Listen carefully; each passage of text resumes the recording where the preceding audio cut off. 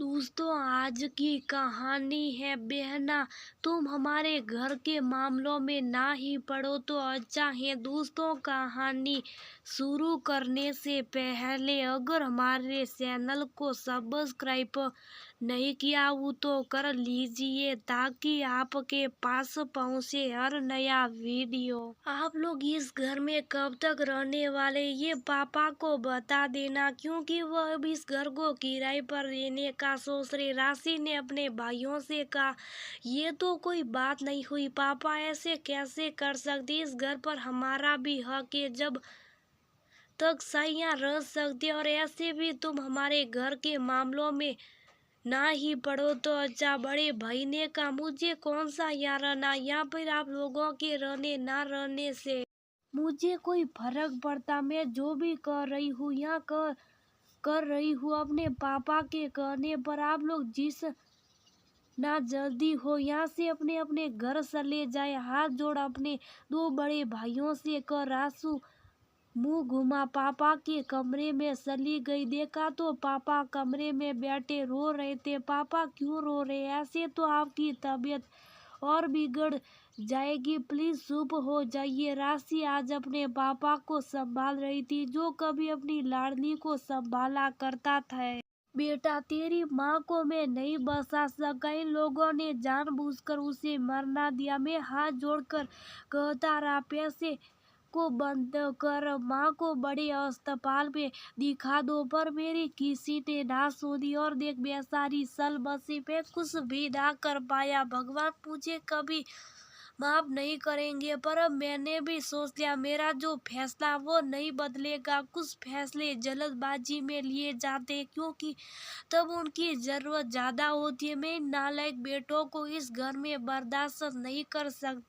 जियो ने इस घर के लिए माँ को नहीं बख्शा, मुझे क्या बख्शेंगे। सोना, तूने भी बड़ी बहू कह रही थी, माँ तो रही नहीं। बाबूजी को बड़े कमरे में रहने की क्या जरूरत है, वो तो वंश पोते के साथ रह ही सकते। अब उस कमरे में हम रहेंगे। मैं जीते जी ये कमरा नहीं छोड़ने वाला। कल्याणी के साथ के 60 वर्ष का साथी इस कमरे में कैद है, और ये मुझे उसकी यादों से भी महरूम करना चाहते। ये मेरा घर है और इस पर बस मेरा हक है। मैं जो तय करूँगा ये मेरा फैसला होगा। ये बता नालायकों ने क्या कहा, कब जा रहे मेरे घर से। रत्ने ने जी ने राशि से पूछा, पापा वो चले जाएंगे, आप अभी कुछ देर सो जाइए, ज्यादा सोचेंगे तो तबीयत बिगड़ जाएगी। राशि सच बता ना सकी और आंसू लुढ़कने से पहले बीच में रोक पिता को बिस्तर पर लिटा दी। पापा के माथे को सहलाते हुए राशि अपनी माँ की मुस्कुराती तस्वीर निहार रही थी। अचानक ऐसा लगा मानो माँ पास आकर कह रही हो, बेटा तू कभी अपने पापा को छोड़कर मत जाना। जाना तो मैं भी नहीं चाहती थी, पर देख पैसे के लालच में बेटे बहू ने पापा की एक बात ना सुनी। जब वो पैसे नहीं दे रहे थे तो तेरे पापा ने कहा, ये घर बेचकर कराऊंगा अपनी पत्नी का इलाज। पर बेटा तेरे भाइयों ने कह दिया, कैंसर का इलाज मौत होता है, क्यों वर्थ पैसे उड़ाने के लिए घर बेचना। ना माँ बचेगी ना घर। बेटा, मैंने तेरे पापा को तड़पते हुए देखा, पर मैं माँ थी ना। बच्चों की खुशी देख पति का साथ छोड़कर जाने रो तैयार हो गई।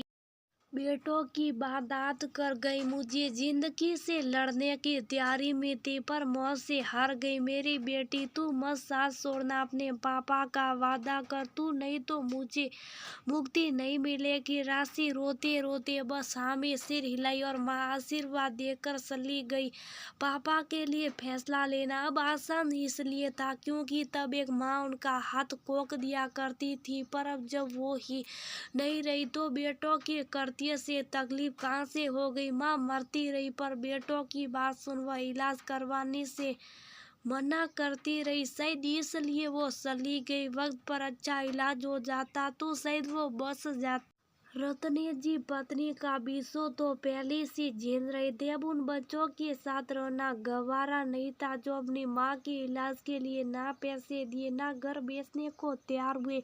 ऊपर से माँ के जाने के बाद उनके कमरे को भी हथियाने को तैयार बैठे थे, क्या पता कल को उनका हाल भी बदतर कर दे। इससे बेहतर ऐसी औलाद को ही निकाल देना सही समझ व उन्हें घर से बेदखल करने का फैसला कर चुके थे। राशि कुछ दिनों तक पापा की सेवा करने के बाद अपने घर चली गई। बीच बीच में आकर पापा को देख लिया करती, अक्सर सोचती रहती थी, बेटी हूँ तो क्या अपना फर्ज भूल जाओ। जिस पापा के कंधे पर सर शैतानी की हाथ पकड़कर चलना सीखी, आज उसका हाथ छोड़कर नहीं जा सकती। समाज के ताना सुनना मंजूर है, पर पापा के प्रति अपना फर्ज भूल नहीं सकती। इस ढलती उम्र में अब पापा को अकेले छोड़कर रहना मुनासिब ना समझ पापा के पास आकर रहने लगी। पति ने भी अपना तबादला वहीं करवा लिया। दोनों अपने घर परिवार का ध्यान बखूबी रख रहे। पति और उसका परिवार समझदार हो कि एक बेटी के लिए निर्बाध रूप से अपने फर्ज निभाना आसान हो जाता, वही साथ ना दे तो कई बार तकरार की स्थिति भी आ जाती है। पर तब ये सोचना ज्यादा जरूरी हो जाता, क्या करना उचित है और क्या अनुचित। आज के समय में अगर ऐसे बच्चों का साथ हो तो कभी कभी लगता बच्चे ना ही हो तो अच्छा है। पर कुछ बेटियों होती जो अपने माता पिता के लिए बहुत कुछ त्याग करती हैं, ससुराल के साथ अपने मायके का ख्याल भी बखूबी रखती। ये तो लोगों के सोचने का नजरिया होता। जब एक लड़की बहू बन सास ससुर की सेवा करने को तैयार रहती है तो अपने जन्नत की क्यों नहीं कर सकती। बेटियों को इस सोच से मुक्त कीजिए कि वो बस ससुराल को करने के लिए बनी है। जरूरत पड़ने पर अपने माता पिता की सेवा करने का दायित्व भी उनका हो सकता